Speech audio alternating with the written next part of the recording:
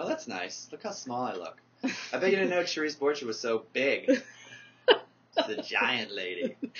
Many of you know Father Jim from my previous blogs. He is the Tim Russert, Anna Montana. I'd like to be compared to someone who's alive, actually.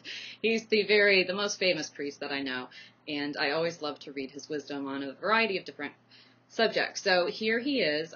He's going to talk to you about some things that pertain to depression and spirituality. Great. So what are you working on now? I'm working on a book called The Jesuit Guide to Everything. That sounds boring. Yeah. The title usually makes people laugh. They say, oh, typical Jesuit, you think you're going to describe everything. But it's basically Jesuit spirituality for everybody. After my last book, which is called A Jesuit Off Broadway, I was asked by HarperCollins to think about doing this. Get out! Yeah, how about that? Oh my God, you just hit me. You're immediately excommunicated for striking a cleric. So I hope you enjoy your new church. Hi, I'm back. For those of you who saw Cherise Borcher strike me, I'd like to read this from Canon Law. One who uses physical force against a cleric or religious, that's me, out of contempt for the faith, which she clearly is doing, once again, or the church, or ecclesiastical power, or ministry, is to be punished with a just penalty. So I'll leave it up to viewers to determine how Therese should be punished justly. Well, while we're laughing, tell us about Laughing with the Saints.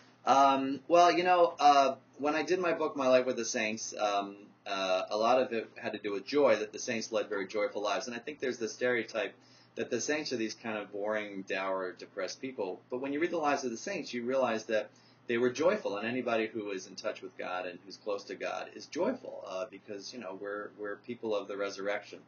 And I think that this notion of happiness and laughter and joy in the saints' lives is kind of surprising to people. So a few months ago, I wrote an article in America Magazine about 10 reasons that joy, humor, and laughter are important for the spiritual life, and I'm planning to turn it into a book, I think, and I hope.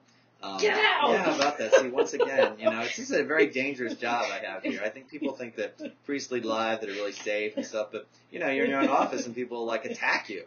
People that come a long way to visit you. So I think it's really important to be, anyway, I think, and on a serious note, it's important to be joyful and laugh a lot like the saints did. One of my favorite saint jokes is John the 23rd, the Pope in the 1960s, early 1960s, who was asked once how many people work in the Vatican, and he said about half of them. So, there's a guy who was pretty funny. He was also asked at some point, Your Holiness, I understand that the Vatican is closed in the afternoon and people don't work. And John said, no, that's inaccurate.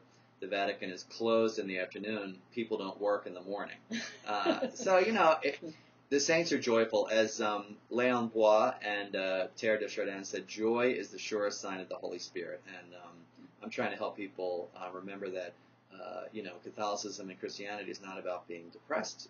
When the disciples saw Jesus, they were probably joyful. And when we get to heaven, we will be joyful. We might even laugh for joy. So I think it's good to have a foretaste of heaven here on earth.